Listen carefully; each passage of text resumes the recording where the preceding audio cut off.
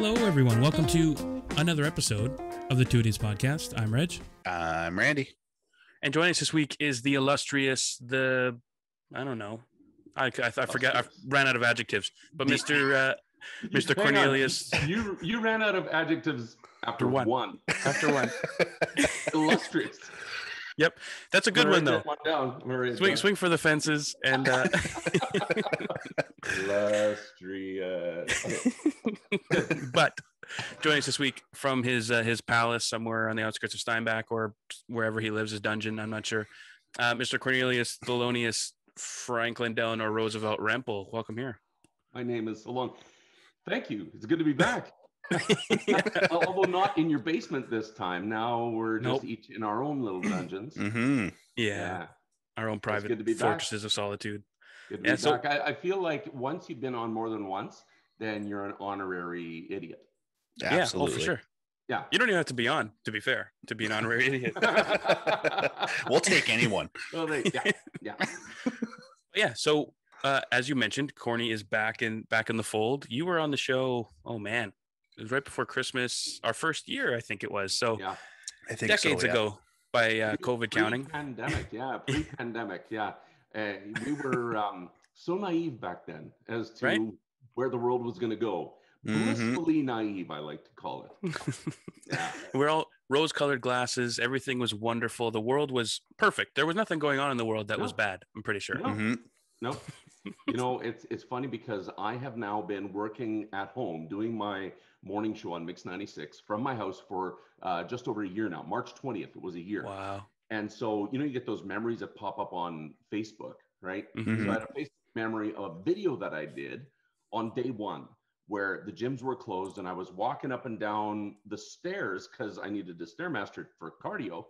And so I made this video of me walking up and down the stairs, talking to my audience, you know, and as I would go up and down, I looked and I don't know if you can see this bar right behind me. I've got like a 50s bar here. Yeah. That was not built yet. And then after that project, we had a major restructuring of our house that took the entire summer because of rot. This is the stuff I don't put on social media. Oh, rot. So that's good. So I looked, I was like, okay, the bar is not finished, but I finished that project before I had to rebuild like literally 50% of my house. And I looked at that and went, look at that blissfully ignorant man. He's so cute. He has no idea what's coming. Just adorable, eh? Yeah. I just wanted to like he's so cute and blissful and ignorant. And I wanted to go back and visit him for a little bit, you know, and tell him what was to come. But I don't think he couldn't have handled it. He couldn't handle it. No. I've thought about that too. And it's like, well, I was just talking about something yesterday, actually, and the same thing where it's like, what year was that? 2019, 2018? It could have been a decade ago. It could have been yesterday. Yeah. I don't know. Time is gone. Yep. Doesn't mean anything. Well, even I had one pop up too the other day. I went to, it was February, so about a month before everything shut down, and it was at a live event. It was a WWE Raw in Winnipeg. It was one of their last televised shows with crowds, and I'm watching this. I'm like, you know, there were 15,000 people in this building. Holy crap. Breathing on each other, spitting on each other as they're yelling. Sharing exactly, drinks, right? Like it's smoke, wild. It's crazy to think how fast it changed. Yeah, it really kind of ties into, I don't know if any of you guys have watched Handmaid's Tale or are familiar with Handmaid's Tale. Yes. When like I read the book, I don't know, a year or two ago, who knows, a decade ago, we're not sure. But then my wife started watching the show a few months ago. And as I'm watching it, basically for people that don't know, Handmaid's Tale is basically like society devolves. Women are now basically ownership and there's a crisis. Nobody can have babies. So they basically send these women that are handmaids to like the men, and they try to procreate using these handmaids. The fertile ones, yeah. Mm-hmm. Allegedly. The fertile ones. And because it can't be the male problem, it's definitely the women. But anyway, so over the course of this, it happens in like 5 years, and they have very structured traditions and procedures and everything to do this process. And when I was watching it, I'm like, 5 years? Come on. There's no way that would become so entrenched that they would, it's just what you do. And, you know, you would think that 5 years wouldn't be long enough for something to be really firmly believed and followed. But then you look back and now everybody has 18 masks in their car and nobody thinks anything of it. Well, that's not true, but most people don't think anything of it. Right. And it's weird how quickly that can change. Yeah, it does. Like, hugging seems strange. Like you're just like, oh, no. Yeah. And I'm a hugger. And now it's like, no. And who'd have thought that, like, within a year, I'd be like, no, I don't shake hands. I don't hug. Yeah. Like, if anything is a fist bump, my arm is 3 feet. Your arm's 3 feet. Perfect. 6 feet. Good work. As long as you don't lick your knuckles after, you're okay. Right. And people with short arms, they don't get the knuckle bump. Your arm's too short. Sorry. You don't meet the criteria. I'm sorry, sir. Yeah. No. So exactly. It's okay to be prejudiced against people with short arms. I'm just saying. And just short people in general, I'm pretty sure. Yeah. I know that's gonna come back to me. Yeah. No. Clip it. Soundbite. We're gonna. My mom is short and I love her. There we go. But so only because she's your mom. My mom's 5'0", so she's out of the club too. Yeah, my mom too. 5 feet. Yeah. Yeah. No, it's like I said, it's only because they're your mom's, not because they're short. We can still not like their shortness. True. 100%. But it is. Remember that old song? Short people have no reason to live. I think I'm getting the tune wrong. What? No. But there was a song. I'm not even kidding you. Back in it was the late 60s, early 70s. There was a song called "Short People Have No Reason to Live." I'm going to quickly Google who sang that song. Yeah. The average height in the 60s was probably only 5'6" anyway, so they're probably talking about like 4'7". There it is. Short people have no reason to live, and it was Randy Newman. Oh, someone I've actually heard of. Randy Newman, yeah, 1977. This is the Toy Story boys. Yeah, clearly they didn't have a friend in him. Like, no. So all short people, you can unfriend Randy Newman. You don't have a friend in him. You know what he really or just Randy Hayden. You can unfriend Randy Hayden. All either Randys. one. All Randys. Yeah. All Randys like are short evil. people. Randy's and short Finished. people. Gone. And Randy's a ginger, so that's just a triple whammy or something. Oh, sure wow. enough. Daywalker, baby. We're going too deep. One freckle for every soul. That's how it works. Yeah. Oh boy. Well, so welcome back, Corny. Like I said, we had you back in the before times, the glittery past that we'll probably never see again. But anyway, so you were on, had a blast, decided to try it again. Actually, between you and Donovan, you guys are creating like a Two Idiots dynasty here, because you now have both been on twice, and so that's 4-time for the Rempel family. Jeez. So we're both honorary idiots now that we've been more than once. So it works out well. Yep.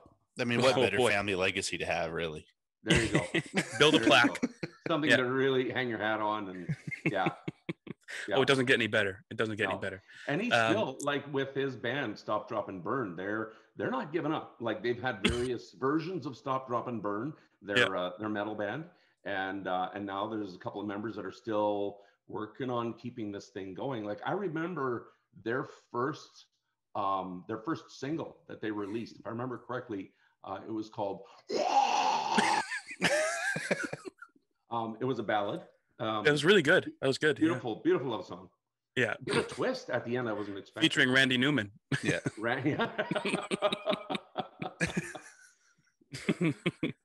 But yeah, what was that like as the parent of a screamo artist or a heavy metal kind of guy growing up, or as he was growing up? What was it like being the parent of that and listening to the windows rattling and things flying off the shelves? Well, I had to resign to the fact that whatever art my kids are passionate about, that doesn't have to be my favorite in order to encourage them. Went to some concerts with earplugs so that, it was at least, here's enough of it that because it does take a tremendous amount of artistry and talent and hours of like to play those noodle licks that they're just going and write those songs in a genre I don't understand. Okay. Oh yeah. I don't get it. But when I hear it and it's done right, I go, no, I see where you were going with that. Right. It's like with jazz. Like a lot of people, they say, well, I don't like jazz, but if you hear something that's done right in the jazz genre, you go, oh my word, that was tremendous. That's jazz. That's right? jazz. That's jazz. You don't have to understand jazz to know where it's like, oh, that was actually really good. Well, it's like that clip from Shawshank where where Andy Dufresne breaks in and he starts playing that record, and then Morgan Freeman's character Reddy's like, to this day, I have no idea what those ladies were singing about, but for that brief amount of time, everyone in Shawshank was free, right? It's like you don't have to. I don't have to. I often listen to music that it's a different language or doesn't have words. It's just it doesn't have to necessarily be on that level for you to appreciate it. Yeah, I get that. And so the room that I'm in right now, this is our family room. It's right above our garage. We built this back in 2008. And this room, like, we've got guitars on the wall. We got the drum kit there. We've got, the whole thing is set up, sound system ready to go, so that if anybody wanted to play music, it's always set up and ready to go. Right. Nice. And it's kind of removed enough from the rest of the house that they get a band practice up in here and up in here. And sorry, where was I going? Rest in peace. and we would be downstairs and we'd hear it, but we could have a conversation, right? Yeah. So this room has been, that room where, my son Ryan could hammer on his drums if he wanted to, or Donovan could have his band over and they would, break shit. Breaks, yeah. And or I could bring my daughter Holly up here and we could have a karaoke party, throw it up on the TV, right? So it's three very talented kids, and they all have their musical abilities, and it's just encourage it. It doesn't have to be mine. They don't have to be singing Elvis and Johnny Cash for me to support it. In fact, it probably wouldn't go very well because you'd be like, no. Stop. You're doing it. It's like this. Yeah. The coach comes out for sure. That's not the right way. Yeah, do it right.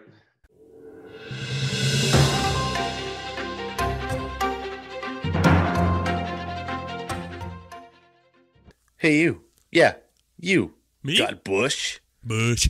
Got Bush? You definitely do if you haven't tried the best products from our sponsor today, Manscaped. After using these life-changing products, you're going to want to join a ball sack beauty contest. I'm looking out for you too because I also have an exclusive 20% off discount. Use the code IDIOTS at manscaped.com. Ball sack beauty contest. That is something that would blow up on YouTube, but not something I think that should. Hot damn. So, yeah, we all enjoy, looking good, feeling good, being smooth for our significant others. We've all had the issues of getting, taking care of ourselves. We all let things get out of hand. But luckily, with Manscaped, they're dedicated to helping you level up your full body grooming game with their Perfect Package 3.0. The Perfect Package 3.0 kit comes with the essential lawnmower to really hack through the jungle that you've let grow there this past winter. With its a waterproof cordless body trimmer and a ton of other liquid formulations to round out your grooming routine. This is the best trimmer to help you trim up the hedges. It features a cutting-edge ceramic blade to reduce grooming accidents thanks to advanced skin-safe technology pioneered by Manscaped. When you trim the hedges, that tree stands taller. Ain't that the truth, boys? Now, inside the Perfect Package, you'll also find the Manscaped Crop Preserver Ball Deodorant, making sure your balls are smelling majestic before your Tinder date. Smart. Especially during COVID, you're not supposed to get too close with the face and the spitting, but if they want to get near down your balls, make sure they smell real nice. You also find the Crop Reviver Ball Toner, a spray-on testy toner that's designed to make your balls smell irresistible, which is interesting. Be sure to add their refined cologne to your arsenal. I dig it. I use it regularly. Shit works. Good.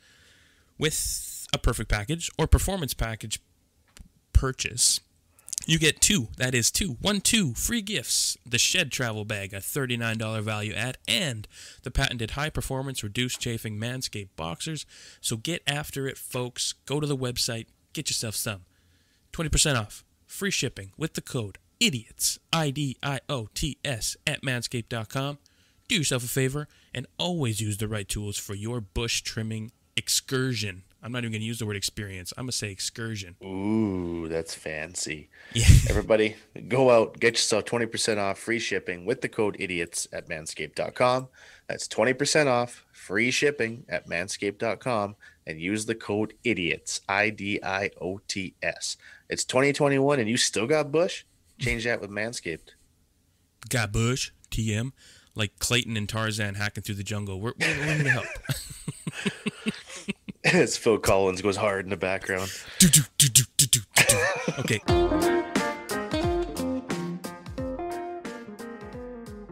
Yeah, speaking of legacies and such, it was recently your birthday, and you look very good for 66. So I'm glad you're keeping taking care of yourself. Thank you. Yeah. There's only parts of me that are 66 years old. Me too. No, I won't say which part. I'll leave that up to the audience. No, I just turned 51. Nice. And and I'm a grandpa. You know, my grandson's 5 years old. Like, being Grandpa Corny is one of my favorite titles. Grandpa Corny is like one of my favorite titles of the things that I am in life. Right. That is also the pre-written Daily Bonnet article all over it. Grandpa Corny. You know. Oh yeah. you know what's coming. I know he's written enough stories about me, I think, but yeah, there's been some good ones. But yeah, and it was kind of interesting. Like, for my 50th birthday, this was just when, you know, COVID had been in Manitoba for a period of time, and we were looking at, restrictions were starting, and group sizes starting getting smaller. And my wife had rented Newfeld's Garage, which is just down the road from us here. She had sent out invitations. I'm sure you guys each got yours. And 100%. She had entertainment planned, food, like the kids were in on the planning, and they had planned this big thing. And then the numbers started getting smaller. We had just finally decided, even if we throw it, half the people are going to be too scared to come. Yeah. And then before the date came, Newfeld's Garage called and said, you know what, as a rental facility, like, we can't in good conscience even rent this to you, because of the restrictions. And so it ended up being sitting on the driveway with my kids and having some cake, you know. Yeah. And then we said, so I asked my wife, so what did you guys plan? Like, now, because it was all a secret, right? I said, so now it's not happening. Like, just tell me, what did you guys plan? So like, no, we're just going to take the whole thing, move it forward 1 year, and then that's going to be your 50+1 birthday, and we're going to do all those things we had put. So we're not going to tell you. So get ready at 51 when it's. So fast forward a year later, we sat in our driveway and you know, had ate more cake. Ate more cake. Same cake. It was still in the freezer from the year before. And but no, it's, you know, like, because all the people who had the first COVID birthdays, like when it was first a thing where everyone was getting a parade, like if you had a birthday, you got a drive-by birthday, right?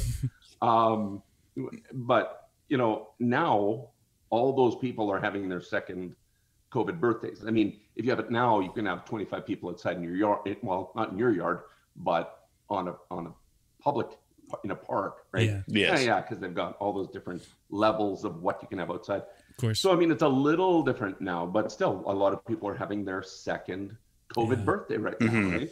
It's wild. So, it's wild. I don't know. Yeah. I mean, speaking of COVID, obviously that changes your industry, you know, at least some. I mean, you're not going into the studio and whatever, but and it's also changed our lives. How would, as the, you know, the unofficial mayor of Steinbach, what are your tips for, like, getting people through it? Like, have you had any issues with, as far as maintaining your own mental health and kind of working through the restrictions and the lockdowns and moving forward? What kind of steps have you been taking? Yeah, no, that is, it's a different journey for every person. I'm glad this podcast chat wasn't yesterday, because, to be honest, I wasn't okay yesterday. Fair. Like, you know, and I say that because I think it's important to be able to safely say to the people around you, I'm not okay today.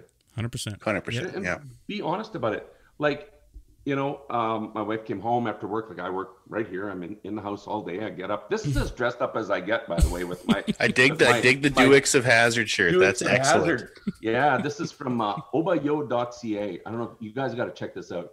Is that from is it the same folks but at MJ's? They have no, I don't think they carry it at MJ's. They might sell some of them there. They're just starting to carry them at the Mennonite Heritage Village Museum. Okay. And there's a couple other places. I think Oak Ridge carries some of their stuff, and so I got a few of their shirts. They have one, and I know I'm totally sidetracking now. They have one that I had to get. It is Menno Simons with a pompadour. I should have maybe worn that one. And it's like, you know, they rewrote some, you know, words to an Elvis song on there to be very, you ain't nothing but a real post or something, right? and then Menno Simons has this massive pompadour like this, right? And so being the world's only Mennonite Elvis tribute artist, I had to have that shirt.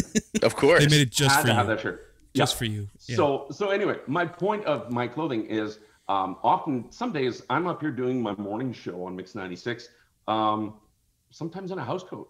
Because I put coffee on, I come upstairs, I start talking. Why do I get dressed up to be in this building by myself all day long, talking in a microphone, right? Yeah. The only time I would put on some clothes is if I had to do a video chat with somebody, or if I just felt like, no, I'm not wearing a house coat today. Yeah. Like just put on some clothes already, But but I am a people person. This is why I do what I do for a living, in my studio, on stage, which isn't happening anymore. And all the different things that I do in life is following who I am, which is a people person, right? Yeah. So like COVID and the restrictions have taken that away, right? And so there's days I'm not okay with it. There's days that, I'll get a memory popping up on Facebook of a concert, that I did, and, all the pictures after, like you're doing a meet and greet after the show, and people are sharing. Oh, even today, again, somebody shared 5 years ago, a birthday concert that I did for a loved one who has passed away since. And they shared that this morning, and oh, what a great time. And we're all close together. We're taking pictures and we're acting silly. And I'm like, oh, my heart, it elevated and sank at the same time, which is such a conflict, right?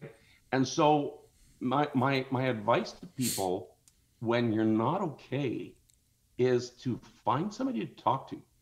Like, and with some people, like, I don't go see a therapist. I have, right? And I'm an advocate of going to get therapy, absolutely. But when I say talk to somebody, I don't necessarily mean go find a therapist, right? Yeah. A lot of people can't afford that. But find someone you can talk to. Not put a big thing on Facebook and have everybody go, oh, private message me. Like I just want to message them and go, don't. Yeah. Like, don't tell everyone like I'm doing right now.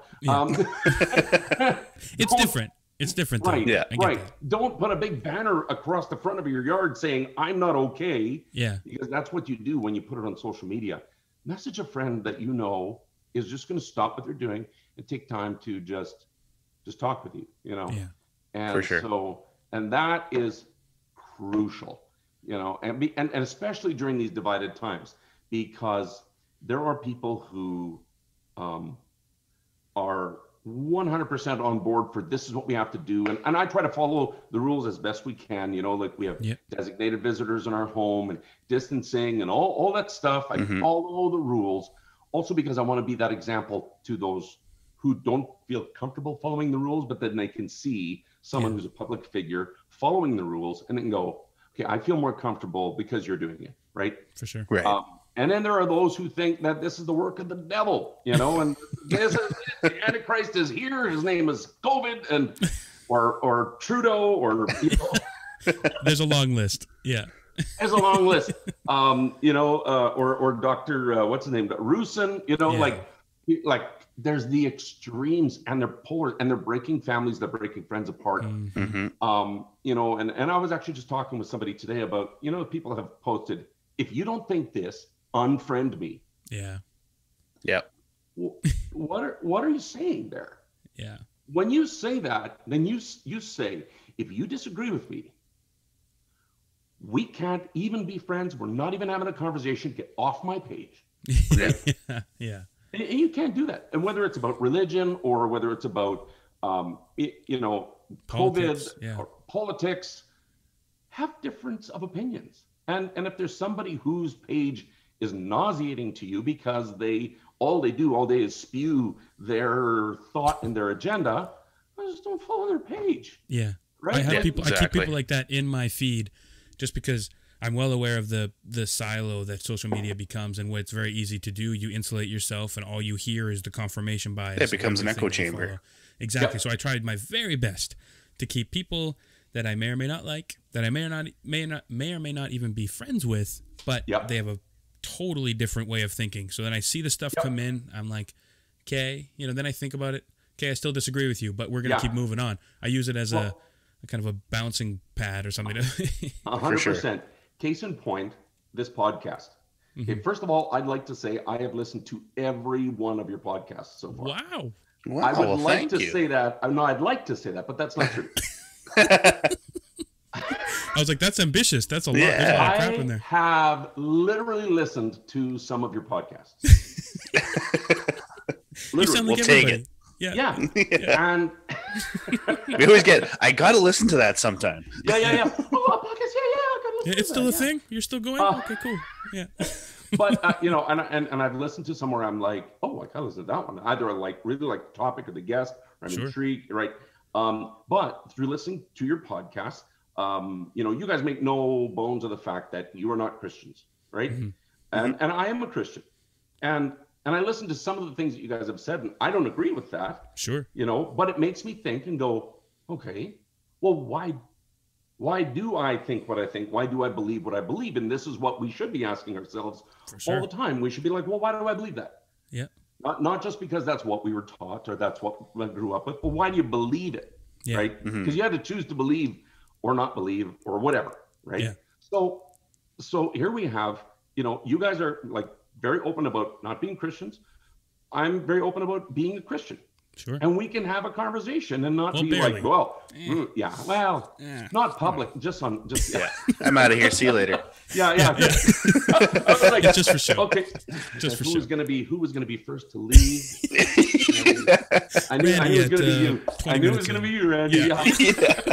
Those Randys, we discussed it already. We can't trust awful them. people. Can't trust Randy, owe me $20. No. But my point is that like as polarizing as everything has been, I have people that pre-pandemic were close friends, and now we stay friends, but like we don't connect a lot because our beliefs and what we should be doing are way too far apart right now. Sure. So when we do talk, it's like, okay, let's avoid that conversation, because I'm not going to convince you, you're not going to convince me. So let's just talk about something else. Yeah. I had to do that with a cousin in the parking lot of a funeral where we could have 10 people inside at a time. Right. Yeah. We had a mutual relative pass away, and I love him to pieces. He's a great guy.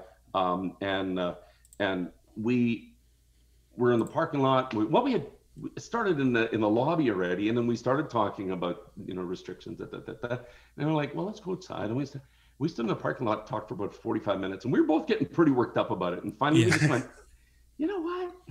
Yeah. Is it worth it? I'm not going to convince you. You're not going to convince me. And I would appreciate it if let's just not talk about this. Yeah, agree to disagree, and let's move on. Yeah, let's move on and still love each other and still be cousins and still make lots of memories together. And that's really what we have to do. Don't hate the people who have a differing opinion than you. And even when they're doing something like overtly dangerous, okay? Hatred should not be a part in that. Maybe of what of actions. I'll use an example. As a person who's trying to follow the rules because I want to get this done with, I want to get on to normal life. I was at the first anti-mask rally in Steinbach. How dare you? Wearing a mask at an anti-mask rally, and I was covering it for news, right? Sure, you were. For my job, weren't they? I was there. I had a camera, I had a mask, and then people, but I'm recognizable in the community, so people were like, "Corny, you look stupid with that mask," and and then I just kept, filming for Steinbach Online and for news. I was there to capture the story of what was happening, and but I want to be very clear. I was not supporting that movement. Right? I had my mask on, all this stuff. But that morning, as I'm listening to the stuff coming off the stage of how silly everyone is for following these restrictions, that morning, a friend of mine died of COVID. Yeah. literally hours before I had to stand there. And it took everything in my being not to get up on that stage, grab the mic, and say, what the hell's wrong with you people? Yeah, For sure. Like, my friend is dead. You know, I know 4 people personally that have passed away of COVID. And one of them, I mean, he's a good friend. Like, I really miss him. And when I was standing there, you know, and you know, it's just I'm grieving my friend and hearing all this stuff, and every theory, you know, from 5G to Bill Gates to yeah, whatever, and I'm just like, nonsense. so Lord, just help me get through this. I just gotta just get the story and get out before I say something I'll regret. Yeah. Because the news story the next day would have been Corny Rempel goes up and grabs the mic and swears at everybody. Yeah. I mean, I had to stop myself. I'm like, no, don't be the news, and I almost was. Yeah. You know. But anyway. Well, that's the thing with a lot of the people who run with the anti-mask stuff, and it's well, I don't even know anybody who's been sick. I don't know anyone that's died, and until that happens to them, and it's someone close to them, it's an uncle, a brother, a grandma, grandpa, whatever. Yep. They just don't think it's a big deal. Like I've known a few family friends who've gotten either really sick or passed away as well, and it's like it's here. Like you can't just say it's not happening. Whether you think that it's a heart attack and they're just listing it as a COVID death, whatever. Regardless, it's instrumental in a lot of these people passing away. And until those people have someone that close to them pass away, they don't get it. They don't care. Yeah. They just want to go out and do whatever they want to do. It's an inconvenience. Yeah. It's ludicrous. That's how it is, though. It drives me nuts too, because I don't know anybody personally that's died of COVID, but I know a handful of people that have had it, and they've all been mostly fine. They've had some side effects and stuff. But at the same time, I'm like, I don't need something to affect me in my house for me to realize it's a thing. Like Exactly. I don't know anybody that's ever had HIV, but I know that HIV/AIDS kills thousands of people a year, and it's not a hoax. It's just why it shouldn't have to beat your door down for you to think that it's a real thing. Yeah, and I have a friend who she got COVID back in November. I had her on my show, and even now she's not full-time back at work. Yeah. And long COVID, they call it. Yeah, like the long haulers. Yeah, and there's actually a study. Yeah, they call them long haulers. There's actually a study. I know a couple of people that they have to document every day what they're feeling and improvements here, and you know, fever this was this day, and this, all these things they have to document it, because they're trying to study these cases to find out like what is, you know, what's the common denominator, common factor with all of these people who end up being long haulers. And COVID's long gone. They don't have COVID in their body anymore, but whatever it damaged is still, you know, reacting. Their body's reacting to it somehow every day, and it just doesn't go away. So, yeah, it's, and I want to be very careful, because people that are very pro, we got to do our part, and then people that are very anti, we got to do our part. A lot of times, those people are raising the flag of, you're not thinking of people's mental health. Yeah. I want to be very clear that, no, I am very much thinking of people's mental health. And I do have a friend whose son committed suicide, or whose son died of suicide. I want to be careful how I say that. Whose son died of suicide recently, and the isolation that he's been experienced was part of that journey that led him to that point. I don't know his situation, but you know, obviously, like, you know, like I just said earlier in the conversation, yesterday I was not okay. Like nothing was okay.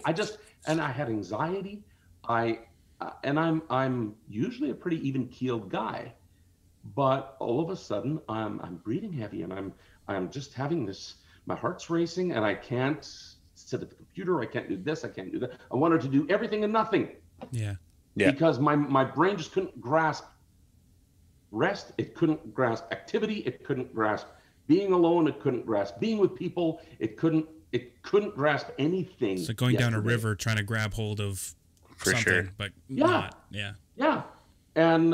And so like I want to be very clear. I'm like the anxiety of it and the mental mark that the restrictions have left, not that COVID has left, that the restrictions have left, For sure. is very real, and it's very damaging. But where do you find that balance? Do we go, okay, let's just all stop all these measures. Well, let's just all go out and hug each other. We'll all just get it, and whatever happens. That's an extreme we should not play with. No. Because at what cost? Because I know people who would not survive that. Yeah, and I'm sure you all know people that would go, no, if so-and-so gets it, they're not coming back. Yeah. But also on the extreme other side of it, let's shut everything down and let's, just not go near another person for a month and let it all go away. Well, at what cost? Because we would lose a lot of people that would not come back from that. For sure. So they're both extremes are bad. Oh, yeah. Both extremes are a bad idea. So now, where do you find that balance? And the people that have to make those decisions of what that balance looks like, they will be hated. Absolutely, they will, and they are hated by people. Yeah. It's like when you're the dad in the house and you have to make a decision, the kids just hate. Yeah. Yeah. That's the decision you have to make, right? And they'll get over it. And the hard part too is like, they make the restrictions what they are. And then I had this argument with somebody at work, and it was more of a conversation argument, but it could have gone that way. Yeah. But it's basically, so they were sick of the limitations being whatever, 5 people in your household plus your family, right? And I said, well, but what do you want them to do? I said, do you want to bump it to 10? And then what happens is, so they've limited it to 5, and then there's people that go, well, I mean, what's an extra 5 people? So now they have 10. And then you have, okay, so they bump it to 15, and they go, well, what's 15? Well, what's an extra 10 people in the house, right? They don't follow it closely enough, and that's where your numbers start to go up again. And then the repercussions happen because of that. I said it's a hard line to walk. I want small businesses open. I want everybody to keep their livelihoods.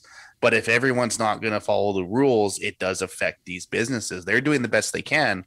But if you have a house of 18, 25-year-olds that, the cops walk in and they're giving out 18 tickets, like those are the people that are messing it up for everybody. And they don't realize that, or they just don't care.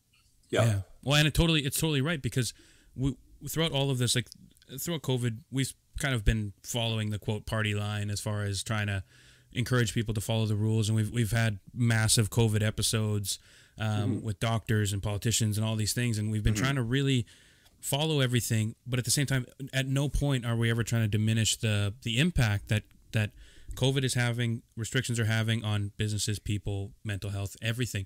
It's huge, but do we that was an issue before COVID, that public support funding and social services and everything were lacking in this province. That's never been a surprise. Right. So it's really showing the cracks in the system. But like you say, do we go whole hog and just say, everybody, give her, doesn't matter, let everybody get it? Like we've said a million times on this show, even if the survivability rate is 98%, that's not the point. First of all, you overrun the hospitals, and if 2% of everyone that gets sick dies, then that's the 2% of a million people is a hell of a lot of people. Yeah. Yeah. And if it's no one then honestly, you care less. But if it's your spouse, if it's you, if it's whoever, right? If it hits home, then it's like, oh, was this worth it? Yeah. Yeah. Well, that's just it. When you do something, and if you're following rules and the rules work, then people are like, oh, it was never an issue to begin with. But you know what I mean? It's just if everything goes according to plan, then it was never a problem, because they never saw the problem. The people behind the scenes kind of helped solve it, right? I would hate to be the ones making the decision, Oh, for sure. And I have not agreed with all their decisions. Nope, nor could you. I want to say kudos. I want to say huge kudos. I know Brent Rusin, he listens to you guys all the time. Oh, yeah, so, for sure. 100%. Huge kudos to Brent Rusin. And even, I know some people are going to hate me for saying this, even Pallister, like I know, but he still has to toe that line, and he has to be the one. He has to be okay with people hating him for making these decisions. Sure. And I'm not saying he's making the right decisions on everything. Nor are we. But yeah, I dare anyone to pick up that flag and make those decisions. Yeah. And do you think you're going to have as much support or like more or less support than him? How would you know? Yeah. Right. Like for sure. the people who wholeheartedly are on your side with, yeah, open everything up. Yeah, they're going to love you. And the rest will not. Like there is no happy medium. It's damned if you do, damned if you don't. Yeah. It does totally not thankless. matter. Yeah. Yeah, it does not matter. People often ask me, Corny, you should run for politics. You're very popular. You know why I'll never run for politics? Because I want to stay popular. Because as a politician, I'll use Kelvin Gertzen as an example. Kelvin Gertzen is a really dear friend of mine. And, we grew up together at school, and what he's done in politics is absolutely amazing, and there's some decisions that he's made that made people furious with him. And there's people calling for his resignation, and you can put the nicest, sweetest, most loved, people love Kelvin. And there's decisions that he made. Like he and I were at an event one time. I was dressed as Elvis. I had performed. He was a honorary guest who would speak. And then afterwards, he and I were standing in the lobby together. So you got a politician and an entertainer walk into a bar. Now, this sounds like a start of a bad joke. So you got a politician and an entertainer standing there, and people are, as we're talking, people come up and interrupt us. Oh, hi, I just wanted to say, and then, whatever, to me, they would say, hey, I was at your show here, and it was so good. Can I just take a picture? Oh, that'd be great. Yeah, picture. And then to Kelvin, they would go, hey, listen, I just wanted to tell you about this bill that got passed. Here's my thoughts on this. And they would just rant. Yeah. And then he just said to me, he goes, the difference between you and me, we both get people coming up to us at events, and people come up to you with praise and they want to share a story with you of how much what you did meant to them. Yeah. And when they see me, this is their opportunity to tell me what they think. And most of the time it's not positive. Yeah. And he is like, Kelvin's a lovable, funny family man in the community. He's a great, great guy.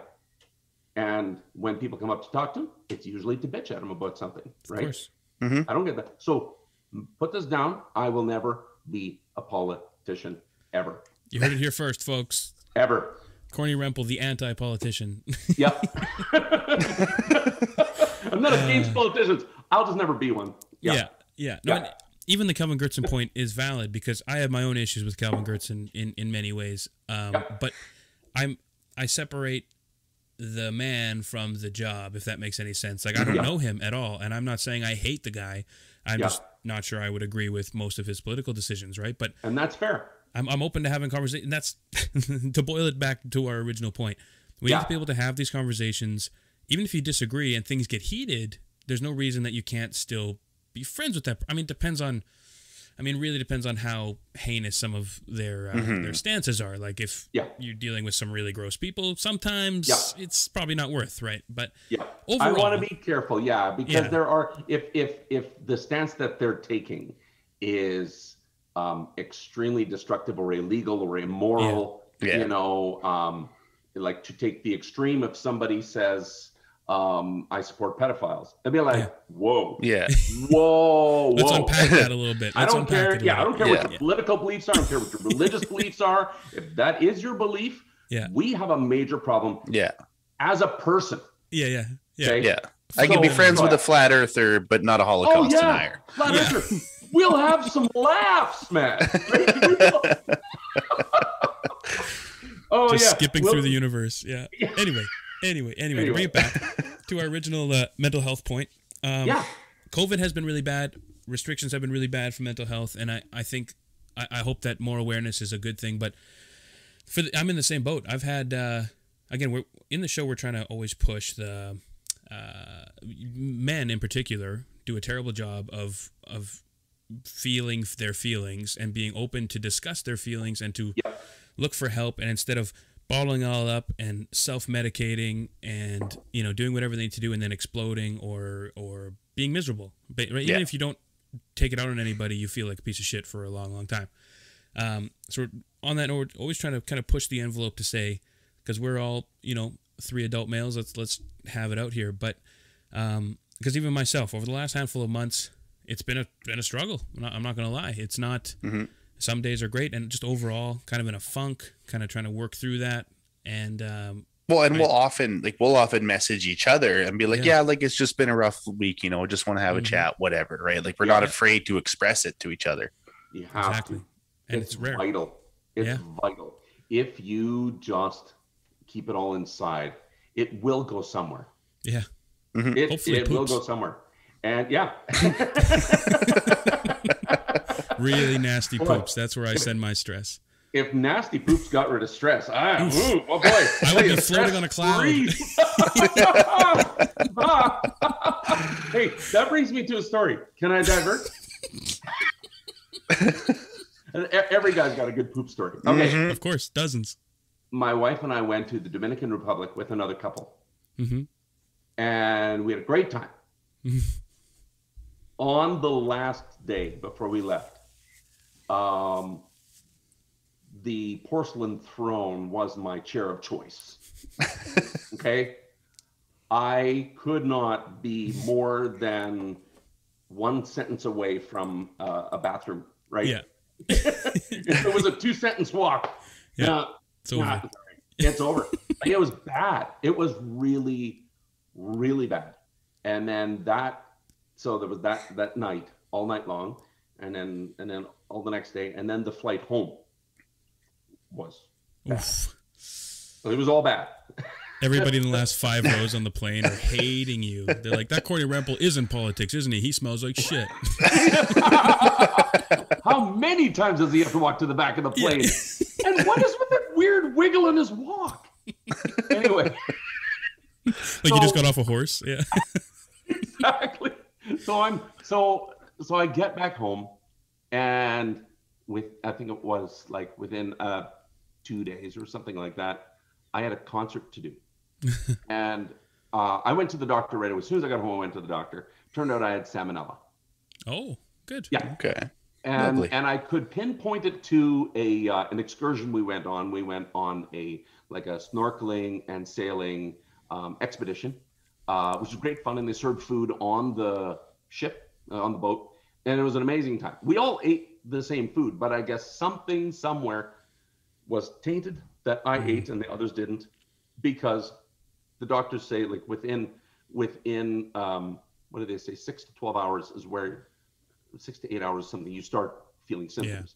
So I timed it out to that boat ride, right? And I had an Elvis concert to do. As soon as I got back, I had an Elvis concert to do. I had lost, I'm not kidding you, I lost 16 pounds. Like, wow. I was so sick. Compliments to the chef, am I right? Oh my! Yep. Jenny Craig got nothing on that. The cook on that. Jane Fonda, pay attention. Oh my goodness, it was amazing. Like, market that. Yeah. I was selling, tainted salmonella crackers to people. $500 a pop. You want to lose some weight? Here. You're just like a mama bird. You got to chew it in your wow. Yeah, just drop it under your tongue. Yeah. Oh yeah. They were like, give me some of that. Yeah. I lost so much weight. So I had a 2-set Johnny Cash and Elvis concert to do as soon as I got back for a 5-year-old boy who had 2 types of cancer. Oh. It was a big fundraiser concert, and I got home and I'm so sick. Yeah. And I'm like, I got to cancel. Like, I can't do this concert. Yeah. How am I going to wear? There's 2 things. I'll tell you. There's 2 things that don't go together well. I can see where this is going. A tight white jumpsuit and don't trust a fart day. Yeah. Okay. Tight white jumpsuit. Don't trust a fart day. At least the Man in Black, you would have been good, but Man in Brown, I don't care. Like, and you wouldn't have to worry about getting the leg shimmies right, because you'll be like your bowels are rumbling anyway. Everything's moving. Yeah. Yeah. So I had just like, I only told one person, like, before I went on stage. I told the sound guy. We had an out. I said, if I need to leave the stage suddenly, I'm going to, with my hand on the mic, I'm gonna like click, turn the mic off, and then I'm gonna act as if we're having technical difficulties. Yeah. And then I'll just say to the audience, sorry, somebody's gonna have to fix this. We'll be right back. And I'm gonna leave the stage. And then you will come up there and try to find the problem until I'm okay. Yeah. And then you'll click, turn the mic back on. And then, so we had that's the only person I told. I didn't tell the organizers, the family, anybody, because I was like, I have to do this concert. We did not need to use the mic click protocol. Okay. We did not. I was just like, you by just the pooped grace of yourself. God, Okay. I was like, God, you're going to have to hold this because I can't. Yeah. Okay.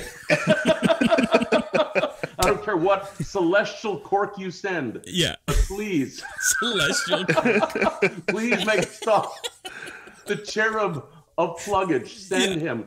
And your littlest angel, please. Right up my sphincter. The littlest, but strong. Yeah. I don't want no weak. Yeah. I just need Ant-Man up there to hold it back. Yes. That's all. Yes, little Corky. Send Corky. Yeah, The Corky. angel. And so anyway, did the concert, and I didn't tell anybody until after it was all said and done. And but I thought, you know what? Like, I couldn't not do the concert. Yeah. Like, this kid had cancer. Yeah, you don't even know what he's going through. So Exactly. I had the shits. Yeah. Whoop-de-doo. Okay. Yeah. We all get that. Even the Queen. Yeah. Oh, We yeah. all get that, right? We all get that. So I was like, Well, she you know, probably hasn't pooped in 30 years, but anyway, yeah. Yeah, maybe. She has people do that for her. I don't know how that works, but I didn't quite think that one through, nor do I want to. But yeah, it's like sometimes you just have to move forward because that concert needed to happen.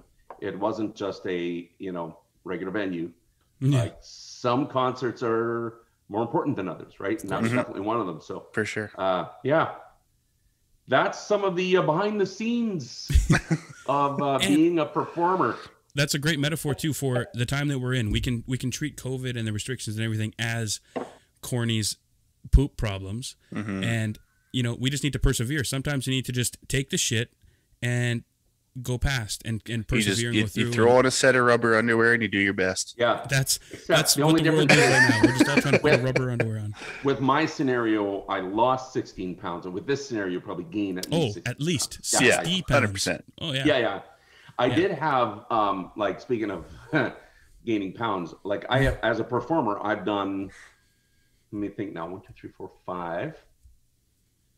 I just recently did a live streaming concert with the Snapback Arts Center. We put on a live streaming event. That was my first concert since August. Okay. And Right.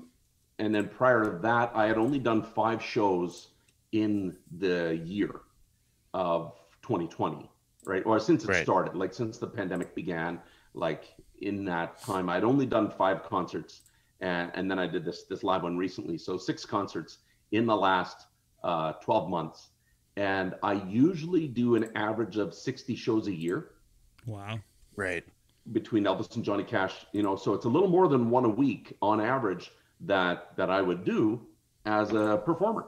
And, it went from 60 to 6, and they were so like restricted. And I mean, the one fundraiser, again, a fundraiser, the one concert I should say, was a fundraiser for a friend of mine who has stage 4 cancer as well. I mean, these type of concerts, you can't just cancel that easy. No. It's like, For sure. she still has cancer. We can't cancel cancer.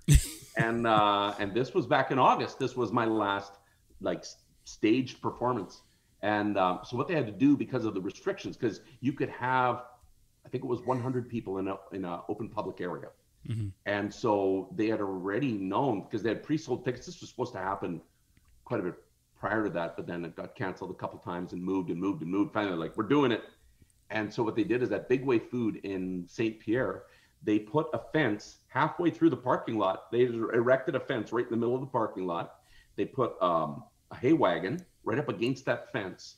And they had like, I think they ended up with 160 people in total. They had 80 people on each side, roughly on each side of the fence. Clever. Right. Yeah, They yeah. set up tables and chairs, and like it was really nice. And so I could go up to the edge of the stage on one side, and the standing on the hay wagon stage, the fence probably came to just past my knees, right? Yeah.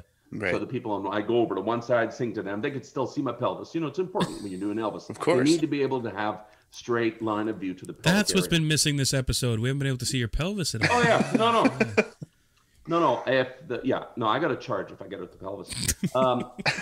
So it's registered as a lethal weapon. That thing. Yeah. Speaking of needing therapy, jeez. So I could sing to each side of the parking lot back and forth, and it worked out very well. They raised lots of money, for my friend Maurice, and it was great. And that was the last audience I've been in front of, physically.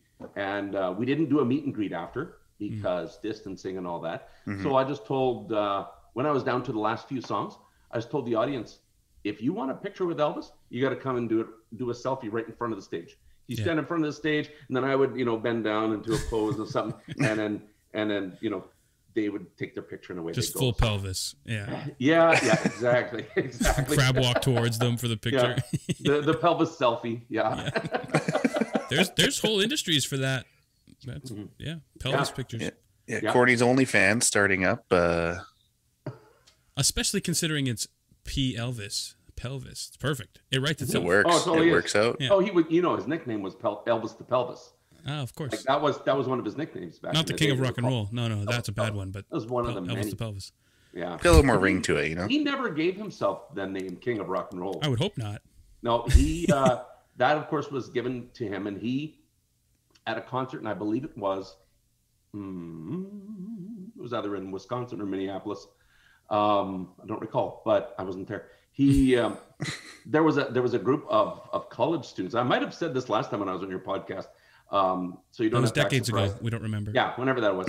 And there was a bunch of college students who had saved their money, bought tickets. They made this massive banner so that they could. It was the length of them sitting together on their seats, and they held it up, in this big banner that Elvis could read. And he said, "Thank you very much, but if you just put the sign down," he goes.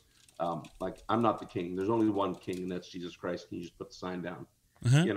And so even though he wasn't the most humble man on the planet. He had his ego, obviously. Well, of course. but that whole thing of people calling him the king, that wasn't his thing. He didn't particularly care for that. Well, good. I mean, he shouldn't, because that's what's the? I think there's a Game of Thrones quote, something like. How is it? I forget. It's something like a true king should never call himself that or something. I'm paraphrasing, but it's basically if you have to call yourself a king, then you're not the king. Exactly. Sort of like our friend Mr. Donald Trump when he said that he was all these wonderful things. If you have to say that, ever. The best. I was the best. Tremendous. The best ever. Tremendous. Yeah. Better than Abraham Lincoln. That's a really low bar to clear, though. For being honest, it's not that hard to be better than Lincoln. Anyway, you guys tell more poop stories. I have to go to the bathroom to pee. Actually. That's a great idea. Well, look at that, eh? Yeah. All right, Randy. What's going on, Corny? You're stuck with the evil ginger now. Yeah, this is what happens. This is what happens. They're just like, okay, he's out. Well, even I had a question for you. Even talking about your performances. You go from 60 a year to 6. Is there like a warm up involved? Because if you're doing 60, you can pretty much, I'm assuming, just sort of jump in and out of it. If you're doing that little, is there like actually some prep you have to do to go into it? Doing 6 a year as opposed to that many. Big time.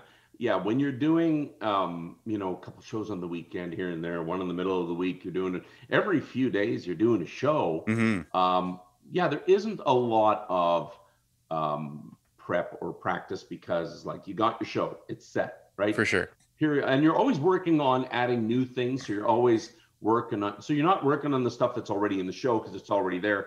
And those words, the lyrics and the moves, it's all ingrained in your mind because you're doing it so much. And then you add a few new jokes, a few new songs. So you're always working on little pieces that you can add, right? Of course. When I went from August till just this last March of not doing a show at all.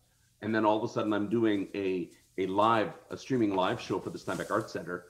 I had my set list, and then I would whittle at it every day I needed it a certain length of time. So I put all the songs in there that I thought, okay, maybe all these songs, and then I Right. whittled it down to fit into the show. And then I sang those songs every day, like working up to the show. I Right. sang them every single day because, yeah, it's like I should know these lyrics, but what verse?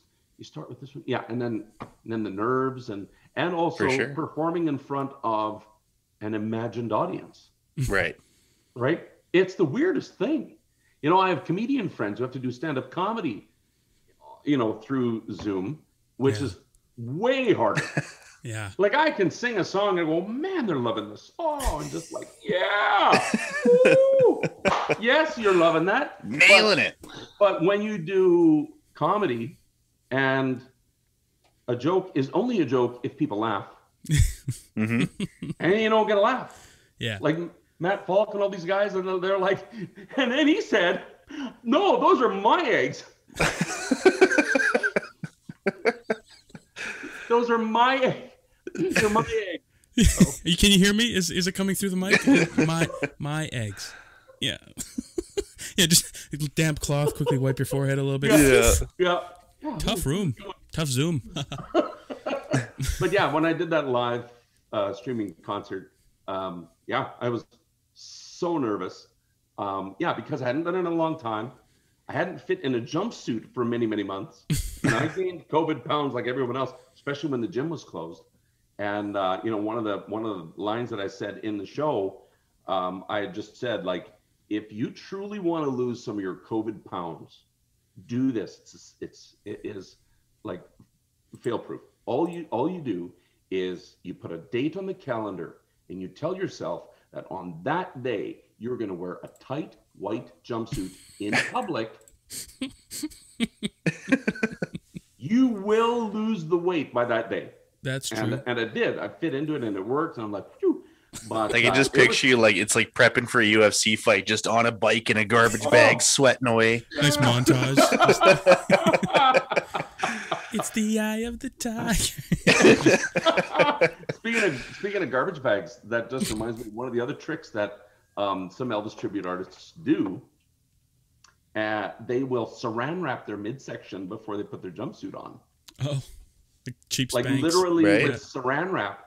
And so I've had guys who come backstage and they're like, scissors, scissors, scissors, scissors.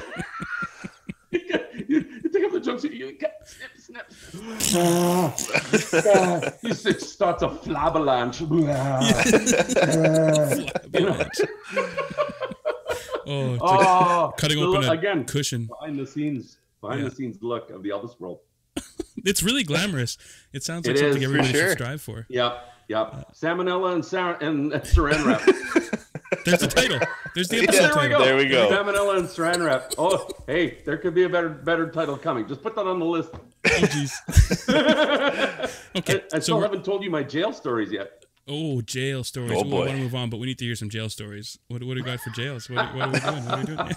My family bugs me that I have no luck with international police. What a I have strange thing to never I have never been detained in Canada, but I have been in Mexico, Prague, and I was grabbed by security in Rome. So I have a bit of a thing with international police. Apparently. So in Mexico, what happened was I go out to Mazatlan, Mexico, and perform every year. For about 5 years, I performed at a resort called Canucks. It was a Canadian Mexican restaurant and bar. Okay. And it was owned by some good friends of mine from Nipawa. And we became friends through the place that they owned, and they hired me. And so anyway, so I performed there for a number of years. And then for the last 5 years, until not this last year, the year before, I was supposed to go back there again in February, but COVID. Yeah. So the 5 Februaries prior to that, I performed at a different resort, beautiful Playa Mazatlan. It's a beautiful resort, and a huge performance hall. And I go there and I do, and they have a comedy, like once a month they turn the performance hall into a comedy club. Cool. And so Right. she wanted to bring me in and just do comedy because she remembered when I would do my show in Canucks, she says, you did all this comedy between your songs. Why don't you come here and just do comedy? And I went, no, I'm not doing that. My show is Elvis and comedy or Johnny Cash and comedy. That's what my audience want. I've already built an audience. Let's do it that way. And she's like, yep, let's do it. And it sold out. We would get like night after night, and it and it went very well. Yeah. So backing up to when I was there performing at Canucks. And like I said, I did that for 5 years in a row. The 1 year I had brought my whole family along, and we stayed in an apartment. They put us up in an apartment during the time that we were there. And then I would go and perform a couple times a week at the club. And then other than that, we were tourists.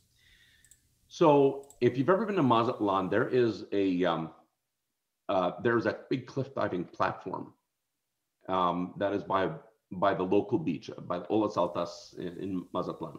Okay. And it's this massive, if you just Google Mazatlan diving, you'll see this rock structure on the shoreline that just goes straight up. And then there's like, you can climb stairs to go up. And then there's a platform with a concrete railing around the top. And the top is no bigger than probably, a restaurant booth, right? And so some of the locals, what they'll do is they will dive off of that into, like, when the water swells up and the tide is in, they'll have somebody watching, because you got to perfectly hit. Yeah, there it is. And see where he's landing there? That water you could actually stand in. Okay, it's shallow, but what happens is that the tide, you can see that next wave coming. They have a watcher who watches, and he's got his hand up, and he tells them exactly when to jump, because when the swells and the tides are coming in, that water goes from 3 feet deep to about 12 feet deep, right? Right. You got to hit the top of that wave, and some people misjudge it and don't survive. So the locals do it, and then people stand there and they collect tips, for watching them dive and risk their lives. So it's a big thing in Mazatlan, right? So one morning, and I'm an early bird, and my wife likes to sleep as long as she can, especially on holidays, right? Yeah. It's like, I'll wake up at lunch. Like if she could sleep till lunch, she totally would. And I'm up at 4, 5, 6 at the latest, right? Especially in a strange bed. I'm like, okay, I'm not going to sit here for 5, 6 hours waiting for you to wake up so we can go do something. Definitely. For sure. So yeah, I'm still that way to this day. That's why I do morning radio. I'm up anyway, right? Yeah. So I went for a walk, and we had our kids along. So we had our 3 kids. They were little, and my wife, myself, and then we bought these like 2-way radio, like little walkie-talkie deals. Nice. It's supposed to be good for like 22 kilometers, Right. And so I took it along, and I told my wife, when you wake up, turn yours on and just radio me. I'll have mine on. Just say, hey, we're up. Why don't you come join us for breakfast? Perfect. So I walked to the beach, and I wanted to take pictures of the sunrise off the ocean, right? Mm-hmm. So I went walking out, and I saw somebody was already sitting on that diving platform, because lots of people climb up there to, just to see it. And somebody was already up there, and there's very little room up there. So I climbed up a different platform for a little while, and then I noticed this lady walk by, a young, I would say like late teenager, maybe 18.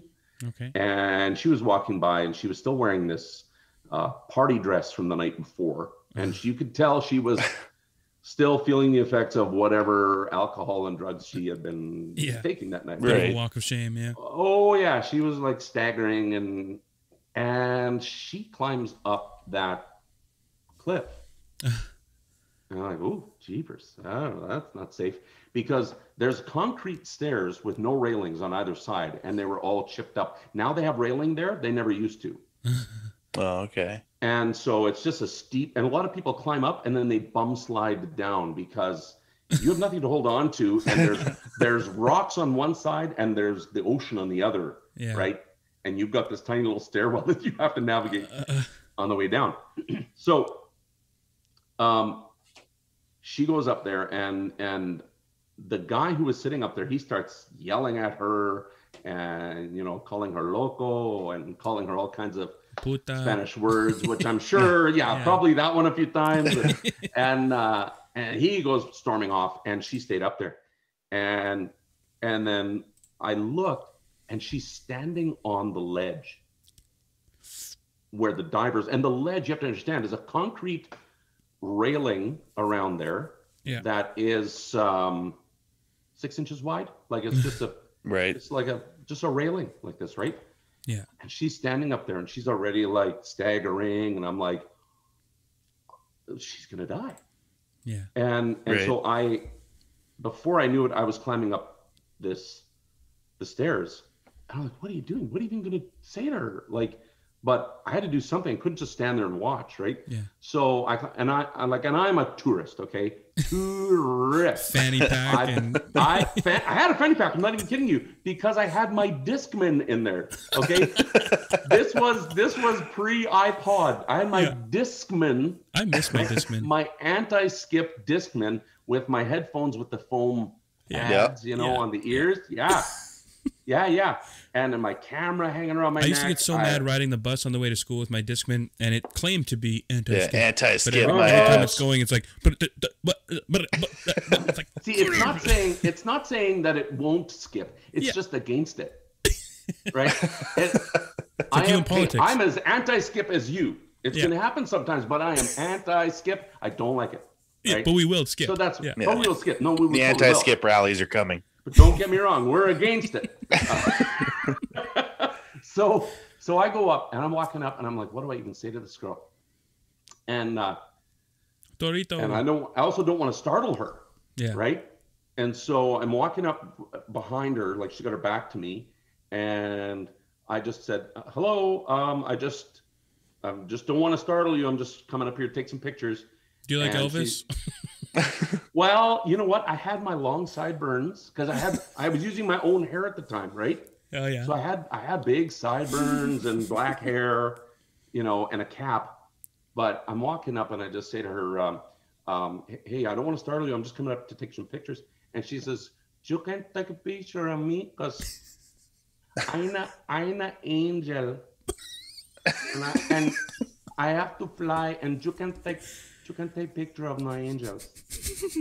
Apologies for my bad accent, okay? But I just want to differentiate between what she's saying and what I'm saying. So she's like, no, you can take a picture of me. So I said, well, just let me try.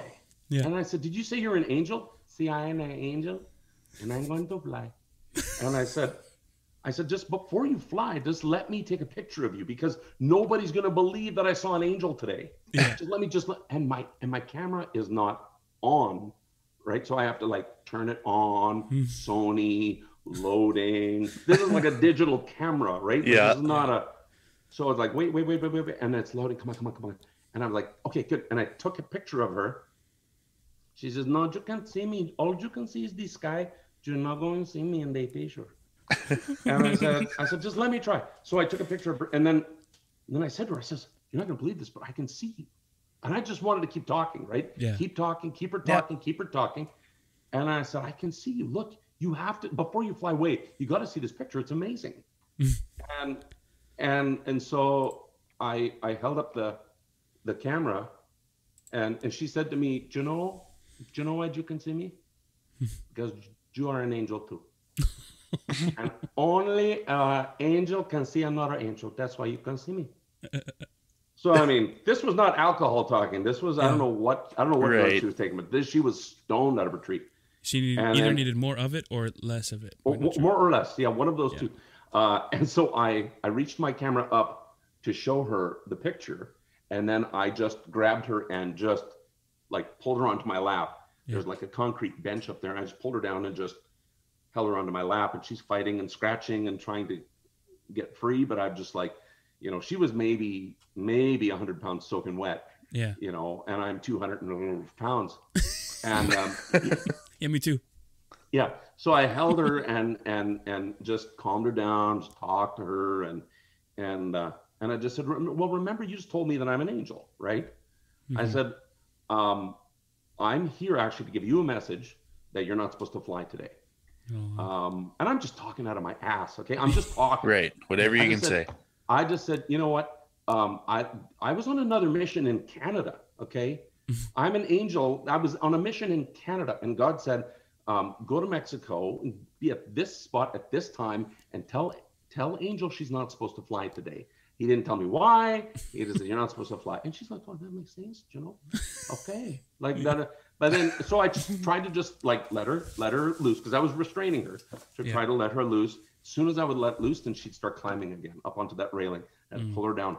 And we sat there. I'm probably half an hour. Like this is 6:30 in the morning. Yeah. There's just a few people walking. And I'm like, what am I going to do with this girl? Yeah. So very clearly I started to realize, and we just talked, just sat there and talked. Because she's, you know, a few years older than my kids at the time. And I'm like, just keep talking to her. And until we can safely walk down. Also, I started to realize this doesn't look good. You know, I am very clearly a white tourist, you know, holding this Hispanic, you know, young lady. Young lady who's still wearing half a party dress from the night before. Right. Yeah. And I'm like, this looks very bad. Yeah. And so I'm like, I need to find a way out of this situation. So all of a sudden there was a convoy of police going by, like motorcycle, car, truck, like they were all like in a line driving on the road right by the diving platform. And I whistled as loud as I could. And fortunately they heard me. Oh, now she got mad. Because no police, she's like, and I'm like, hey, whoa. And I had to like hold her again. No, she's biting me. I'm like, no.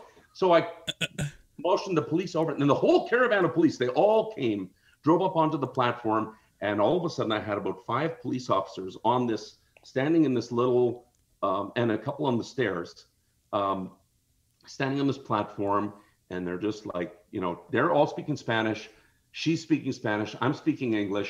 I'm the only English speaking. Well, she spoke both, but I'm trying to explain to them what was going on.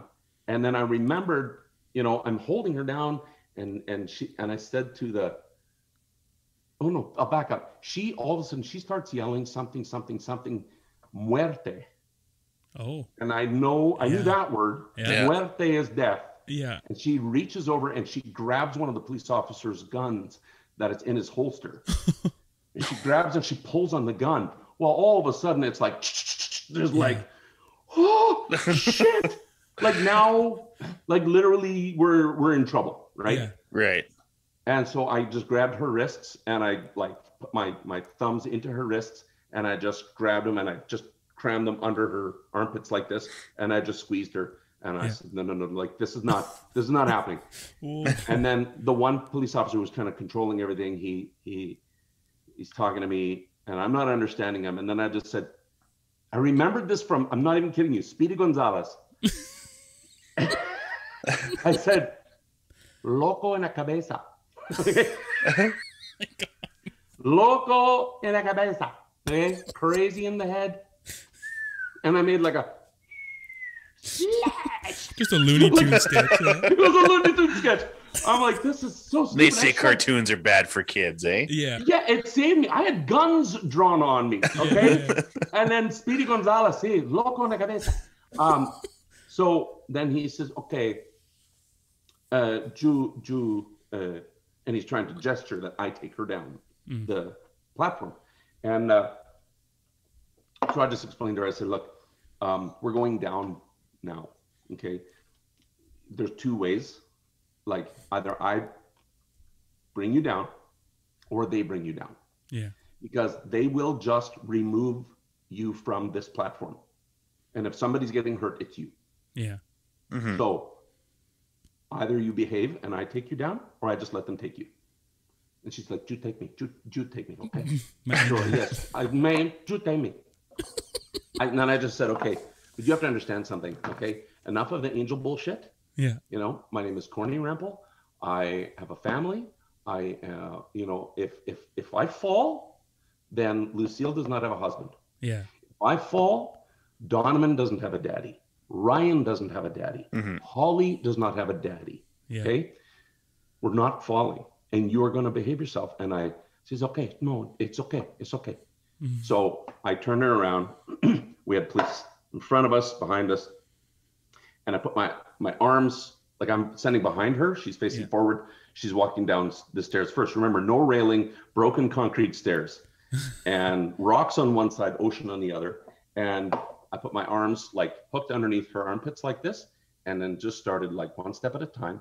And then she takes her heel and hooks it on the side of the stairs to pull us both off balance. She's now trying to pull both of us like down into the rocks. Right. And I'm like, nope. I fell back on my back on the stairs with her like on top of me like this. I just said, take her. Done. So they flipped her over right on top of me, like hog-tied her and just dragged her ass off of there. Like her earring ripped out, like her, like she was bleeding. But, and that sounds terrible, but if somebody was going, as I explained to her, if somebody's going to get hurt, it is going to be you. Yeah. Because you're endangering everyone here, right?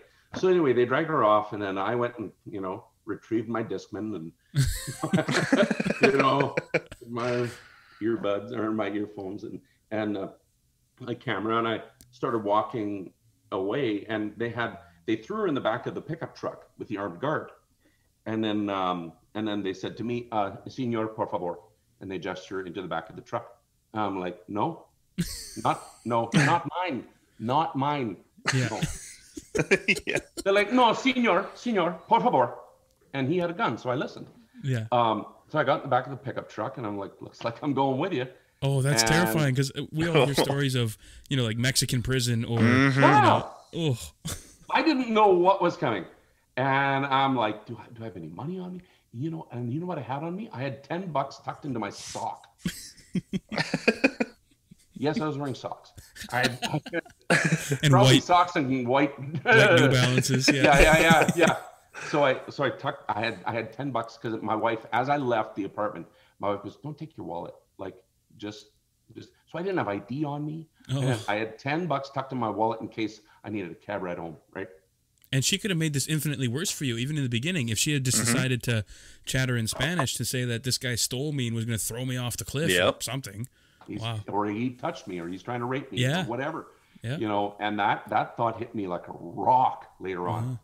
So we started driving to the police station, and she was in the back of the truck, rolling around as they would turn corners. They didn't care. And so I grabbed her and I pulled her up to lean against me so I could like at least have her not flop around.